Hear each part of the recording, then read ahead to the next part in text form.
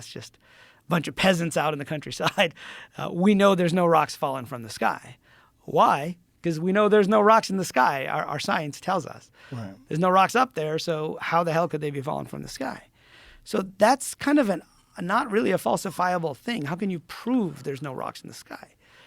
You really can't. But you can prove, and eventually they did, because they got there was some huge meteor storm and outside of Paris, and some guys went out to investigate, and there were thousands of witnesses that saw this thing.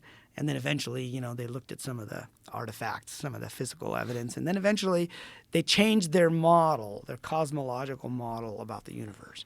And so I think it's the same thing with simulation theory, even though you can't prove we're not in a simulation, because the simulation could be so good, like the Matrix was pretty convincing at first, right? But the simulation could be so good that you can't necessarily tell.